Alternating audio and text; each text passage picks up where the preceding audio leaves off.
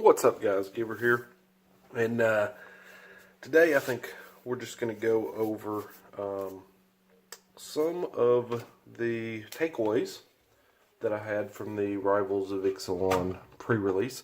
I attended the pre-release last night. It was Friday night at midnight. We went from about 4 o'clock about midnight until about 4:30 in the morning or so. Excuse me. Had a big snowstorm, so got to drive home in the snow. That was a lot of fun. But anyway, what I thought we would do is go over kind of the pre-release. So this is the kit that you get if you went to the Ixalan pre-release. It's very similar. You get this kit in it. You've got your spin down life counter with the Rivals of Ixalan symbol. So that goes in the box. So you get that, and then inside of it you're going to get 2 packs of regular Ixalan, 4 packs of Rivals. You open those up, you build a deck, and then you play for prizes. I've got the cards kind of sorted out here by color, so I figure first we'll go over some of the things that I pulled, and then we'll kind of go over the deck that I ended up making, and go from there. So anyway, let's start with these blue cards here. So we'll just kind of go through some of the new cards and how, if they were used against me, excuse me, in the pre-release, and what I thought about them. So this one, Expel from Orazka. It's a 2-mana instant that has Ascend. Now, Ascend is basically when you cast a card with Ascend, then you count the number of permanents you have. If you have 10 or more, then you get the City's Blessing. Now, the City's Blessing really doesn't do anything for you, but you cast something with Ascend, that allows you to take the City's Blessing, and then usually if you do have Ascend, then cards do certain things, or if you get Ascend, then permanents on the battlefield might activate certain abilities. If you go below 10, you never lose the City's Blessing. You can't lose it. So anyway, that's about it. It's a pretty simple mechanic, but it's kind of cool. So this one has Ascend, return target non-land permanent to its owner's hand. If you have the Blessing, you put that permanent on top of its owner's library instead. So you can see it's kind of like, if you have Ascend, not only are you returning it, but you're basically making them have to draw it again, right? Instead of it just going to its hand. So it's not a bad card if you're playing blue. Deadeye Rig Hauler. I'm just going to tell you, I only played against one guy that was playing blue. They were playing Merfolk. So a lot of these cards I'm not really going to be able to speak to. But 3/2 raid for 4. When Deadeye Rig Hauler enters the battlefield, if you attacked with a creature, you may return target creature to its owner's hand. So not terrible, but you can see blue is a lot about just bouncing creatures in this set. Mistcloak Herald, 1/1 for 1, can't be blocked. In an aggressive format like this, that's a good card. You throw some equipment or something on it, and now you're taking damage. One thing about this format is it's a very aggressive format. A lot of times you're racing. So negate. It's been in about every set in existence. So one rare here, Seafloor Oracle. Whenever a merfolk you control deals damage to a player, draw a card. Super powerful, especially when you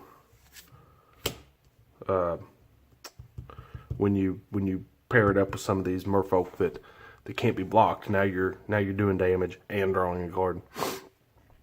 So Soul of the Rapids, 5 mana for a 3/2 flying hexproof. Pretty good. Another negate. I got a foil Entrancing Melody. That's an Ixalan card. Nothing too special about that. Chart of Course. Sailor of Means, Deep Root Waters, Cancel, Depths of Desire. So, with my, when I was building my deck, I was sitting here looking at my blue cards, and I had a couple things that could bounce, a couple things that would allow me to draw cards. Counter spells really aren't super great, I've found, in limited formats such as this. But really, the main thing is the creatures just didn't really make any sense. The flying guy was good, but, I didn't have Merfolk to play blue. So blue, as I was opening my cards, just wasn't even on the table. I didn't feel like I got good enough blue cards to play. Next we'll go with red. So here's one. It's 2 mana, 2/1 with Menace in an aggressive format. That's not bad. Sun-Collared Raptor, 1/2 trample, and you can dump 3 mana to give it +3/+0. It's not bad, but it's way too much mana. By the time you make this guy, just think about it. So turn 1, land, pass. Turn 2, you lay down this, pass. Turn 3, you lay down, you've got this. You attack, you give it +3/+0 and trample. Well, chances are whatever they've got is going to be able to kill this because the ability is not really boosting the toughness. So turn 3, you end the turn with having done a couple trample damage, killed their creature, and now your creature's dead and there's an empty board. It might be okay late game, but again, in late game, it's still got that 2 toughness, so I don't know. Not a big fan. Now this one's cool. It's Starfleet Daredevil. Super cool. 2 mana for a 2/1 first strike, and basically when it enters the battlefield, you exile an instant or sorcery card from your opponent's graveyard, and then you can cast that card this turn as if it were in your hand. So, super cool card. When I opened this, I wanted to play with it. I tried to make red work, but so you got Shatter is in this set, destroy target artifact. Tillinolli's Crown, enchant creature. When it enters the battlefield, it deals 1 damage to the creature that it enchants, and it gets +3/+0 on trample. This is actually really nice with raid. Is it raid? Yeah, with raid effects, it can trigger raid on. Or not raid. What is it? Whatever the effect is that when something's still damaged, enrage. It's pretty good with enrage. So we got another one of these Menace Goblins. Sea Red, enchant creature, gets +2/+1 at first strike, and if you didn't attack with a creature this turn, you have to sacrifice this. This isn't a bad. Excuse me. This isn't a bad card because you're pretty much attacking every turn in such an aggressive format. Again, I got another Shatter. Stampeding Horncrest Dinosaur. It has haste as long as you control another dinosaur for 5. So it's 4/4 for 5. That's not bad. 3/4 for 4. Just vanilla Raptor. And then we get into the Ixalan card, Sun-Crowned Hunters. Sunbird's Invocation was one of the rares. It's kind of a junky. Unfriendly Fire, and Fire Strike Keeper. So, looking at these cards, Shatters, those are good sideboard cards. I had a couple, what I consider good enchants. This guy was pretty cool, but for the most part, these things are okay. But looking at this, they're just, I don't know. I wasn't super excited. Nothing in here really made me super excited. The only multicolored card that I got 2 of them really. So I got a Raging Swordtooth pretty early on. So I was trying to find a reason to make a green red Dino deck. That would have been cool, I thought. But I didn't feel like I really had the card quality in green or red, so I didn't. And then Also got Dire Fleet Neckbreaker. Attacking pirates get +2/+0. He's a 3/2 for 4. This isn't a bad card when you're on the attack like that, but I didn't feel like I really pulled the pirates. And so yeah. So now we're going to go through green. So I got 2 Colossal Dreadmauls from my Ixalan packs. So, you know, I was kind of on that dinosaur theme, the green-red dinos, and I saw the Colossal Dreadmauls. I was like, well, those are okay. And then we've got Spike-tailed Ceratops from Ixalan, 5 mana for 4/4. So that would have been decent. But then we started getting into some of this other stuff, and it was mainly merfolk. So I didn't really feel like I had enough merfolk to make anything. Didn't really feel like I had dinosaurs to make anything. And I didn't really feel like I had enough pirates to make anything. And the reason was because, well, when we go through the deck, I just vampires out the ass. So anyway, Jungleborn Pioneer. It's one of the new ones for 3 mana, 2/2. When it enters the battlefield, create a 1/1 blue merfolk creature token with hexproof. Hey, this is a good card. It's basically a 2-for-1. You know, you're laying out this and you're getting a merfolk. And if you're playing a merfolk deck, usually that merfolk is getting buffed a little bit. Guildgrove Stalker. Again, this is a good one. Can't be blocked by creatures with power 2 or less. This isn't a format where you have a ton of really big creatures. Yeah, you got dinosaurs, but you know, the pirates, the vampires, the merfolk, they're all fairly small. So that thing can get in for a lot of damage being a 2/1. Forerunner of the Heralds. When he enters the battlefield, search your library for a merfolk. It's good. And whenever another merfolk enters the battlefield, put a +1/+1 counter on this thing. It can get pretty crazy because it's an enter the battlefield effect. So, you know, if you've got her down and you lay down this Pioneer, well, now it's getting +2/+2. So this is not a bad card. A couple merfolk decks that I played with used it against me. Got Hardy Veteran. As long as it's your turn, Hardy Veteran gets +0/+2. Now this isn't a bad card. It's a good attacker. You know, basically on the attack you've got a 2/4 for 2 mana. Doesn't do very good on the block, but again, this is a very aggressive set. So Hunt the Weak. Put a +1/+1 counter on a creature, then it fights another creature you don't control.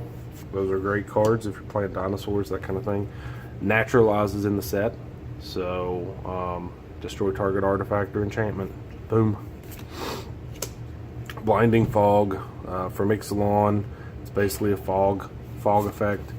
And Ixali's Diviner from Ixalan. It explores. So when I looked at my green cards, I just didn't feel like I had it just wasn't there. You know, I was sitting here looking through everything and I just didn't see any synergies whatsoever. I did pull these. There's 2 of them. It's a white and a green, and 1 for 2/3. Tap it, add a color, mana of any color, and then you can sacrifice it to return a dinosaur card. Well, I just didn't really feel like I had the dinosaurs to support that. So, you know, it just wasn't good. Pulled that Highland Lake. Enter the battlefield, tap black and or blue and red. You know, some of the artifacts that were pulled. We had a Gleaming Barrier, 04 Defender. When it dies, it makes a treasure token. Pillar of Origins. That's just from Ixalan, nothing new there.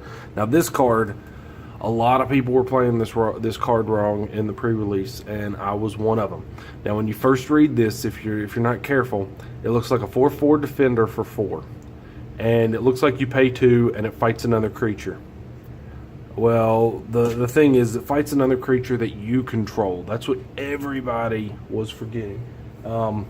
Everybody was using it to pay 2, fight another creature, and then the next turn it would fight another creature, and the next turn it would fight another creature, and then in the event that it dies, it transforms into this bad boy, which you tap it to add 2 mana of any one color to your mana pool.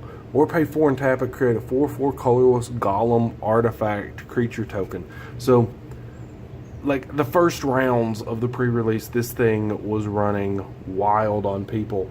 A lot of people seemed to pull it too, and then everybody kind of came to the realization that, oh, that doesn't work like we think it did, and everybody started taking it out of their decks. It was pretty funny. It actually affected one of my games in the pre-release, so we'll talk about that. Now to get into the good stuff here.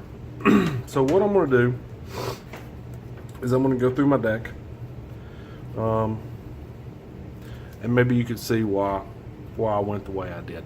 So, black cards. We got a Sadistic Sky Marcher. It's a new one. Vampire Soldier creature. It's 3 mana for 2/2 flying lifelink. If you've got a vampire in your hand, then reveal it. If not, you have to pay 1 additional. This thing, great. Lifelink with flying in an aggressive format. Anytime you can gain life, it's amazing. Vampire Revenant, 4 mana for 3/1 flying. Now, this one's in the deck. If you know the opponent has something that has a ping effect that would be able to take this out easily, then you know I would side it out. But for the most part, this thing, 3/1 flying, is doing a ton of damage, and nobody's really able to interact with it. Worked out well. Threw a Skittering Heartstopper in there just because gotta have something to take out their biggins. You know, removal is important, so Reaver Ambush, exile target creature with power 3 or less. It's just solid removal. Wanted Scoundrels. This is one of the cards that I would sideboard out if need be, but it's a 4/3 for 2. And yeah, when it dies, your opponent gets treasure, but you know, you just got to play smart with it.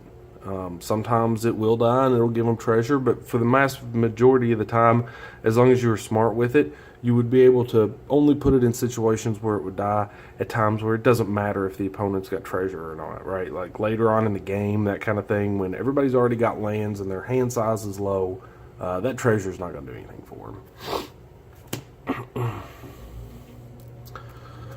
Voracious Vampire, 2/2 with Menace, and when it enters the battlefield, it gives another vampire +1/+1 in Menace. Just, again, vampires. I've actually got another one. And then I had another one of these Vampire Revenants. And then a Contract Killing, which is just removal and treasure. And the treasure is very important in this deck, and we'll go through why. Now, some of the cards in black that I didn't take. So I got this thing, Mastermind's Acquisition. This is a really cool card. It's got a wish effect, or it's got like a demonic tutor effect. I didn't put this in the deck because I couldn't really find anything to cut for it. I don't know. I probably could have cut something like maybe the one at Scoundrels or something like that, but honestly, when I made the deck, I was happy with the way it was, and there was never a time where I wanted something like this. Canal Monitor. It's just a 5/3 for 5. Excuse me. It's not a vampire. It doesn't fit the theme of the deck. Just nope. We'll go ahead and put some of these right here. Dinosaur Hunter, 2/2 pirate for 2. Whenever it deals damage to dinosaur, destroy that creature. I could side this in if I was playing against a dino deck, but I was never playing against a dino deck, so I never used it. But it is a good sideboard card. Dark Inquiry, 3 mana. Target opponent reveals your hand. You choose an online card from it. They discard that card. I don't really like these kind of cards in limited. Yeah, it seems like, oh, I'm going to pay 3 mana and make him discard a really good card. Yeah, that's true, but you're not really interacting the board. At that point, you're 3 mana behind. I'd just rather have a creature. Deadeye Tormentor. When it enters the battlefield, target opponent discards a card. Again, it's not a vampire. It has a discard effect. It's a 2/2. I don't really have any way to do anything with pirates, so no thanks. Desperate Castaways can't attack unless you control an artifact. I don't have a whole lot of artifacts in here, so I didn't run those Desperate Castaways. So as you can see from the black, I'm going with a solid vampire plan, and that is highlighted by the white cards. Now I feel like the white cards in this deck were the MVP, right? So we got a Martyr of Dusk. This thing's really cool. It's a 2/1 for 2, and when it dies, it makes a white vampire token with lifelink. So this is great. You know, it trades with the opponent's early game 2-drop or something, and it leaves something behind.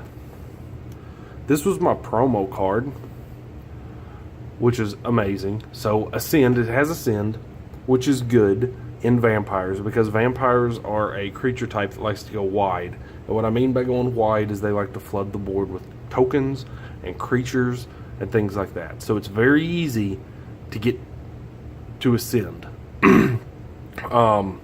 And then when it comes into play, you choose a creature type. Of course, that would be vampires.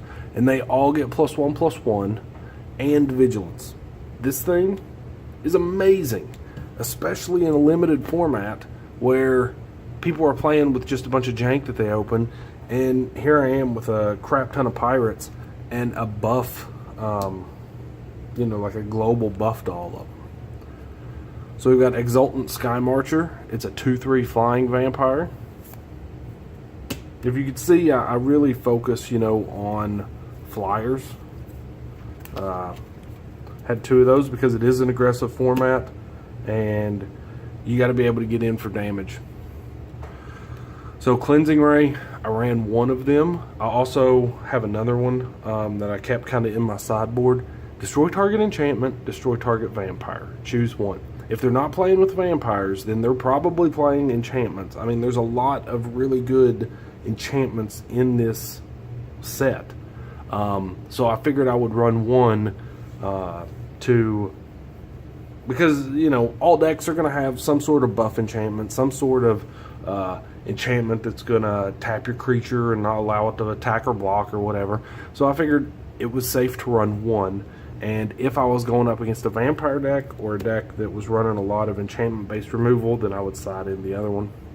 Vampire Zeal, 1 white for a combat trick. Give something +2/+2. If it's a vampire, it gains first strike.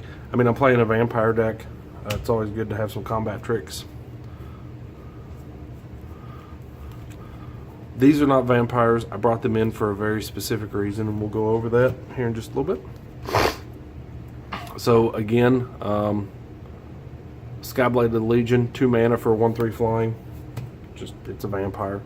Sun Sentinel, 2 mana for a 2/2 vigilance. It's not a vampire, but I just thought it was a good card. Suncrested Pterodon. This is the card that once everybody realized what this golem actually did, and we started taking it out of our decks, I just threw this dinosaur guy in there. I don't have any other dinosaurs, so he can't really use his ability, but he is a flyer. He is a 2/5. He's a good blocker. He's a decent attacker, so not bad. Squire's Devotion. This is that enchantment-based buff type stuff that I was talking about. You know, enchanted creature gets +1/+1 and lifelink, and when it comes in, you get a vampire creature token. You throw this on one of these vampire revenants, you're hitting for 4, you're gaining 4 life, and you've got a little blocker left behind. I mean, things like this are just good. And then Paladin of the Bloodstained.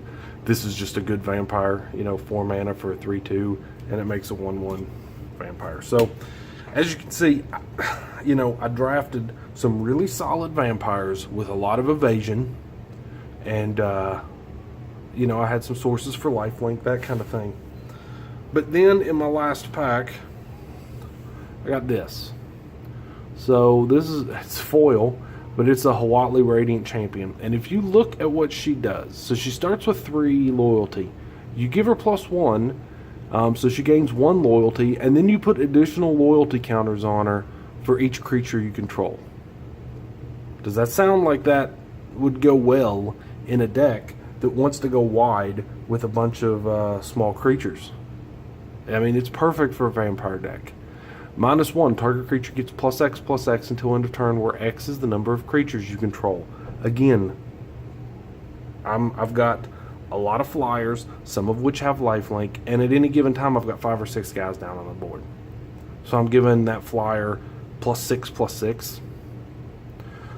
And then the -8 is you get an emblem with whenever a creature enters the battlefield under your control, you may draw a card. I'm basically running all creatures. So this was amazing. It's almost tailor-made for one of these vampire, merfolk, pirate style decks. But her colors are green and white. So, you know, white is one of the vampire colors. So I almost feel like this should be called Whatley Vampire Crazy Woman. When I got her, I changed things up a little bit. So I pulled down these Everdon Champions. These just seem like they would be real good to protect Whatley. It's a 2/2 for 3. Prevent all combat damage that would be dealt to this. So you basically just throw it in front of anything trying to attack your Whatley, and they don't die. The opponent's usually spending their removal killing your flyers. So the other white cards that didn't make the cut, again, Cleansing Ray was a sideboard card. Raptor Companion, I think I had a couple Raptor Companions. A 3/1 for one that's a dinosaur. I'm not playing dinosaurs, so. Duskborn Sky Marcher, it's not a bad card, a 1/1 flying, and you can spend something to give a vampire +1/+1 until end of turn. That's good, but I couldn't really fit it in my deck.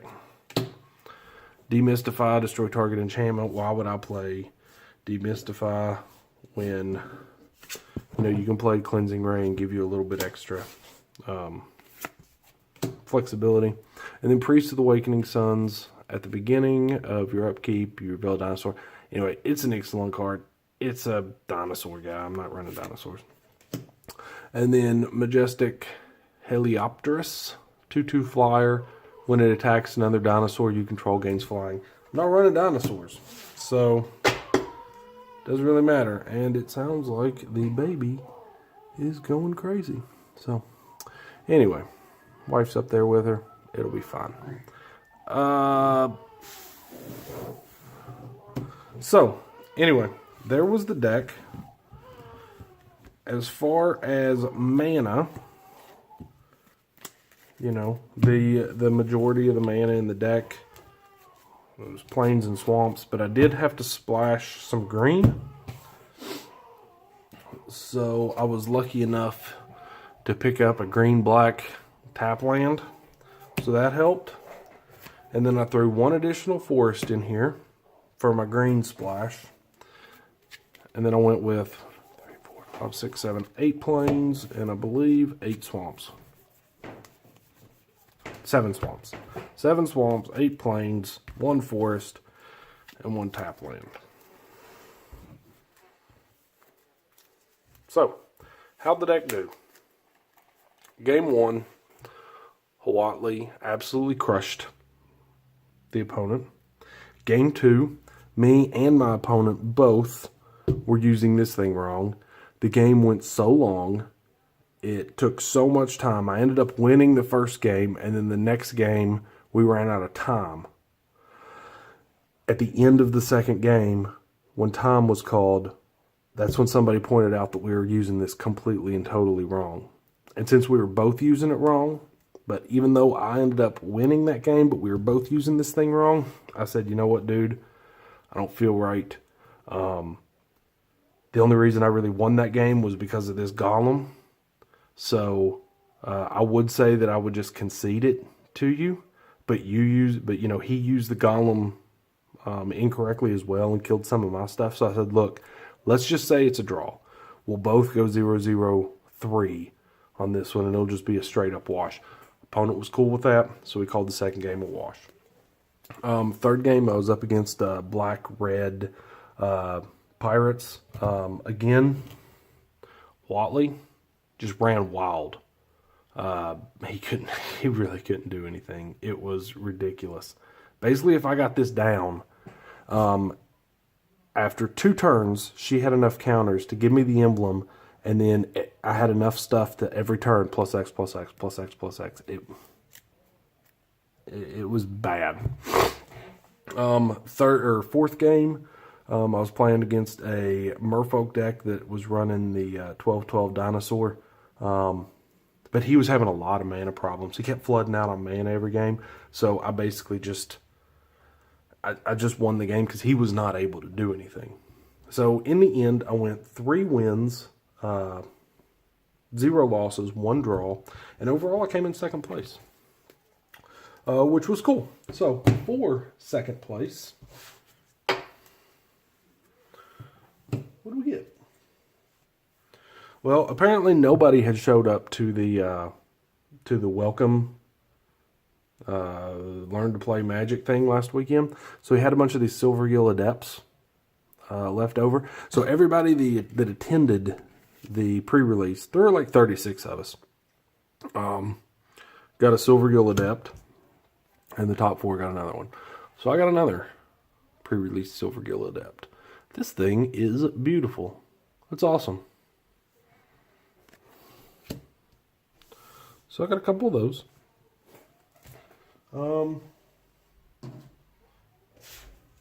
Just to show these off, while I was at the shop, you know, I collect old cards, so the store owner had, these are a little bit beat up, but they're 2 beta swamps, which are really cool, and then an alpha swamp. And actually, this alpha swamp is, for an alpha swamp, I mean, look at it.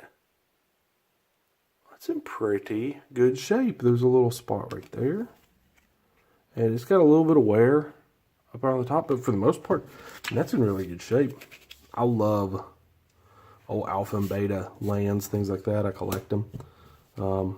Actually, in my Teamer Energy deck, I'm running alpha lands. So I didn't have any swamps, so that'll work. But here we go. The main winnings. I got 9 packs of Rivals Ixalan. And let's open them. Okay. So I hope the pre-release thing helps somebody, you know. The main thing with these pre-releases, people like to think that it's just, you know, pre-releases and drafts, that it's just random. Oh, yeah, I'm just getting random cards and hopefully I can make something. No, there's a lot of strategy to it. And if you can find the right, if you can build an actual deck that works and functions, and you can look at your cards and you can say, okay, this works with this and this works with this. You're only playing with a 40 card deck. I mean, you can make some good decks. This right here, I mean, for the most part, the concept of this is almost kind of like a constructed deck. You know, you to give flyers, to make these huge flyers that have lifelink, and you're just swinging in. It worked. So anyway, let's open these. Go through the cards. See what we can get.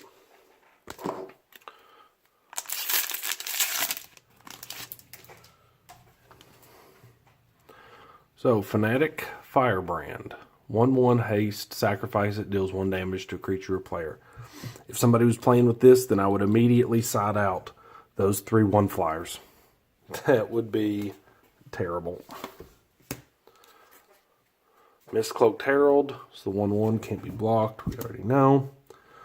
Swaggering Corsair. When it enters the battlefield with a +1/+1 counter, if you attack the creatures this turn, that's not bad. You know, a 3/3 for 3, and all you would have had to do was attack. Another Naturalize. Dusk Legion Zealot. 1/1 for 2. When it enters the battlefield, you draw a card and gain and lose a life. This is just good. We already talked about Hardy Veteran. Mutiny. Target creature an opponent controls deal damage equal to its power to another creature that player controls. This is a cool card. You can, you know, kill their stuff. Gleaming Barrier, we already talked about that one. Cleansing Ray, we already talked about that one. Secrets of the Golden City, that's not a bad one. If it 3 mana, draw 2 cards. If you have the City's Blessing, draw 3 cards. You know, not terrible. The problem, people were playing with this in the draft, and the problem with things like this is, yeah, you're drawing cards, but you're going behind on the board. So you better really be looking for something. Curious Obsession, enchant creature, gets +1/+1 and has, whenever it deals damage to a player, you draw a card. And at the beginning of your end step, if you didn't attack, this goes away. This is really good, especially on those merfolk that can't be blocked and stuff. Or on your flyers. I mean, +1/+1 and you're just drawing cards. That's good. Shake the Foundations. Red for 3. Deals 1 damage to each creature without flying. Draw a card. Somebody played this in the pre-release, but my guys were flying. This. If you run across this in a draft or in a pre-release or whatever, this is probably one of the best cards in the set for limited play. It's ridiculous. You get a 2/2 and it kills something. It's just good. And Arc of Orozca. Ascend, tap it to add 1, pay, what is that, 5 to draw a card? Yeah, I don't know about all that. Don't know about all that. This video is going long, but that's fun. Okay, we talked about that guy. We talked about that guy. We talked about that guy. Talked about that guy. Didn't talk about this guy. Jadecraft Artisan. When enters the battlefield, target creature gets +2/+2 until end of turn. Okay. Talked about that. Talked about that. Strider Harness. Equipped creature gets +1/+1 in haste. Yeah. Let's see. Deadeye Rig Hauler. Gruesome Fate. Each opponent loses 1 life for each creature you control. This wouldn't have been bad in that vampire deck. But again, it just doesn't really interact with the board. Forerunner of the Legion. This is a pretty good one. It was played against me. When it enters the battlefield, search your library for a vampire. Put it on the top of your library. When another vampire enters the battlefield, target creature gets +1/+1 till end of turn. Not bad. Forerunner of the Coalition. When it enters the battlefield, get a pirate card. Put it on top of your library. When another pirate enters the battlefield, each opponent loses 1 life. So there's a forerunner of every type. Okay. Raging Regisaur. When it attacks, deals 1 damage to target creature or player. 4/4 for 4. This is just a good card. The Silverclad Ferocidon. Look at that. 8/5 in Rage. Whenever it's dealt damage, each opponent sacrifices a permanent for 7. This is kind of a bomb. It's just, if you can get that out. Hey, it's a Watley emblem. Would have been nice to have gotten that.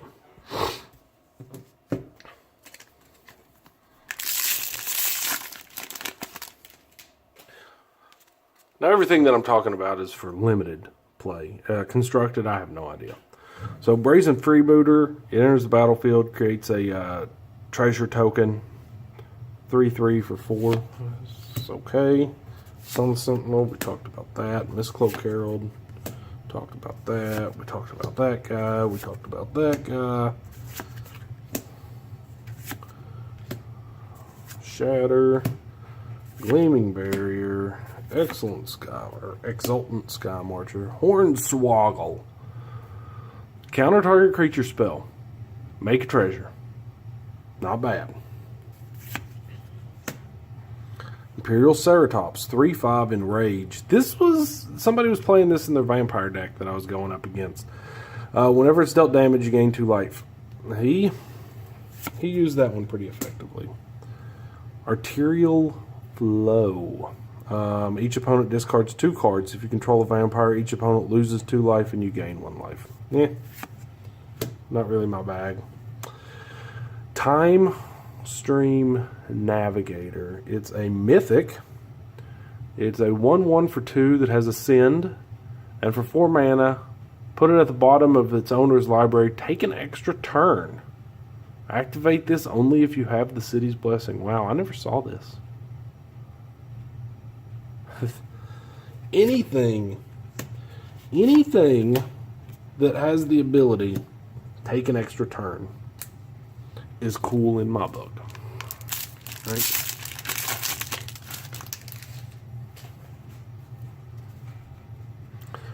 Moment of Triumph. Target creature gets +2/+2 until end of turn. You gain 2 life. Negate. Raptor. Hunt the Weak. Vampire Revenant. Soul of the Rapids. Martyr of Dusk. It doesn't take long before you start already talking about all this. Sworn Guardian, 1/3 for 2. It's Merfolk. Not much to say about it. Impale. I wish I would have got some of these. 4 mana, destroy target creature. It's awesome. Now, this is the reason. Cards like this are the reason why when you look at this Ravenous Chupacabra, you realize how good this Ravenous Chupacabra actually is. They both cost the same amount of mana. They both destroy a target creature. And this one, you get left with a 2/2. It's just awesome. Strength of the Fact. Put 2 +1/+1 counters on each creature you control. Sure, that's good, but for 6 mana, Famished Paladin, Vampire Knight. Doesn't untap during your untap step. Whenever you gain life, untap him. 3/3 for 3. Hard to get to use right and limited. Silvergill Adept. So, yeah, this is the same guy as this one. So, whatever. And Crafty Cut Purse. This packs really want blue. 2/2 with Flash for 4. When it enters the battlefield, each token that would be created under an opponent's control this turn is created under your control this turn. So, could be cool. Opponent plays,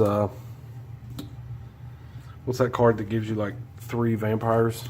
And then you throw that down and, they're mine now. Spire Wander. Ascend.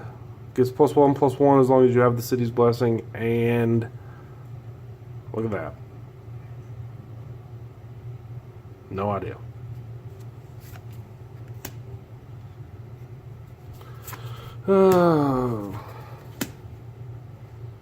Dinosaur spells cost 2 less to cast. Knight of the Stampede. Recover, return creature card from your graveyard to your hand, draw a card. Plummet, destroy creature with flying. Bombard, this is a good card. Good removal, 3 mana, deal 4 damage. Luminous Bonds, enchant creature can't attack or block. It's like a pacifism, costs an extra mana. Traveler's Amulet, helps you search for lands. Talked about Sworn Guardian. Legion Lieutenant, other vampires you control get +1/+1. Where was he? Where was he? Charging Tuscadon, 4/4 for 5 trample. If it deals combat damage to a player, it deals double that damage to a player instead. This thing is crazy. So you charge in for 4. They block it with like a 2/2 or something. It tramples over and deals 2 damage and then doubles it. Arterial Flow. And Warkite Marauder. Man, what the blue? Flying for 2, 2/1. Whenever attacks target creature defending player controls loses all abilities and has base power and toughness 0/1 until end of turn. That's kind of cool. I like that.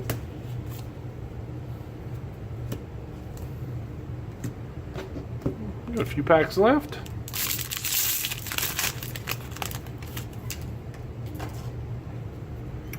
Raptor Companion. Oh, so there's our Spire Wander. So apparently it's supposed to be a 2/3. Brazen Freebooter. Recover. Plummet. Dusk Charger. 3/3 Ascend. Gets +2/+2 if you have the City's Blessing for 4. So that's not bad. I mean, even if you just throw it down as a 3/3 for 4, you're not going to feel great about it. But if you get a 5/5 for 4, huh? Jade Barrier. When it comes in, put a +1/+1 on a Merfolk. It's not a bad card. Dark Inquiry, we already talked about that. Pitiless Plunderer. Whenever another creature you control dies, create a artifact treasure. 4 mana for a 1/4. I don't know. I don't know if he's impactful enough. Riverwise Augur. When he enters the battlefield, draw 3 cards, 2 cards from your hand on top of your library. Yeah, it's not bad. That's actually pretty good. Aquatic Incursion. 4 mana enchantment. When it enters the battlefield, create 2 blue Merfolk tokens with hexproof. And for 4 mana, target Merfolk can't be blocked. Okay. Champion of Dusk is our rare. When it enters the battlefield, draw X cards and lose X life, where X is the number of vampires you control. 4/4 for 5. That's not too shabby. And we got a foil Voracious Vampire. That's fun.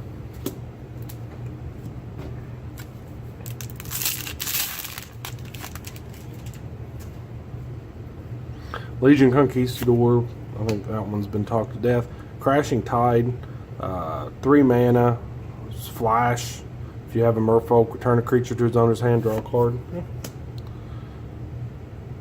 Stampeding Horncrest. Plummet. Dusk Charger. Artisan. That thing. Sworn Guardian.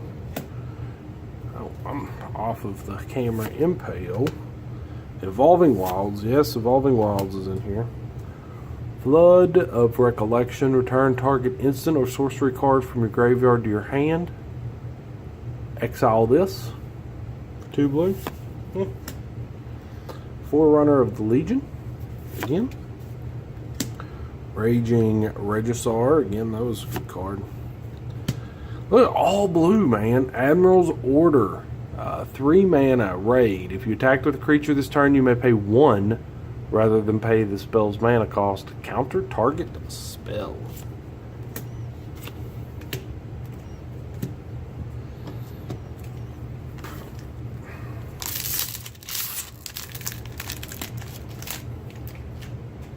Okay.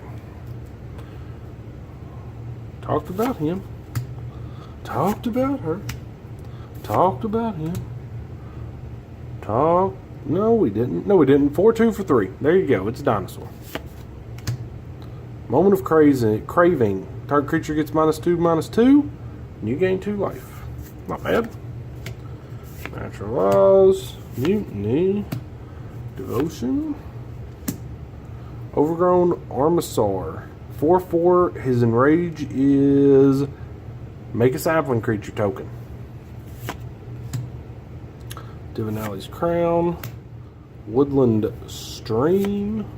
Tapland. Direfleet Neckbreaker. We talked about him. Aquatic Incursion. We talked about that. Oh, cool.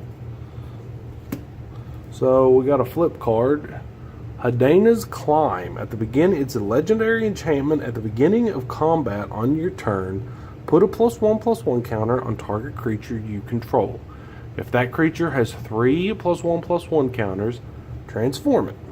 So it transforms into a Temple of Orazka.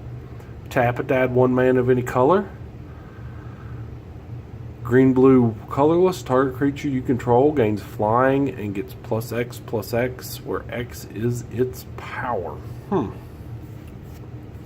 Interesting. Okay. Last pack.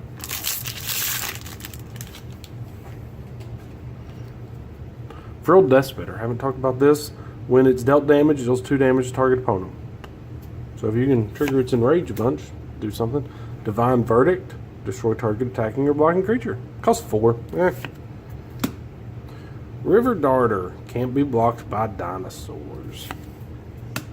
Plummet. Recover. Shatter. Now, Crown. Deadeye Rig Hauler. Strider Harness. Jungle Moon Pioneer. Forerunner of the Heralds. Slippery Scoundrel. Oh, I don't think we talked about this one. 3 mana for a 2/2. If you have the City's Blessing, has hexproof, can't be blocked. That's pretty cool. Swift Warden, 3/3 with Flash. And when it enters the battlefield, a merfolk you control gains hexproof for 3 mana. It's not bad. 3/3 for 3 with Flash. I mean, you're all 3/3 for 3 is good. Giving it Flash and giving something else hexproof is crazy. And again with the blue. My goodness. A rare Kumetra's Awakening. At the beginning of your upkeep, each player draws a card. If you have the City's Blessing, instead only you draw a card. So if you get the City's Blessing, that's pretty crazy. You're drawing 2 cards. So, there we go, guys. This crazy thing came in a pre-release kit too. But there we go. I hope you guys enjoyed the video. Hope you guys enjoyed seeing the new cards. I mean, you know, I hope that the little deck construction thing was helpful. And yeah, that's it. Today's Saturday. I know in my town, I've got one LGS that's doing another pre-release tonight. I've got another one that's doing another pre-release on Sunday. I would love to be able to hit them up and do one tonight, Sunday, but I don't think the wife is gonna be down to just let me spend all weekend playing Magic. I mean, you heard the baby up there just a little bit ago, right? So I might try to hit one more up at some point, but I mean, hey, I'm happy, right? If you go to a pre-release, it's usually about $25. Sometimes it's $30 for the kit. Again, the kit comes with the spin down, 2 Ixalan, 4 Rivals.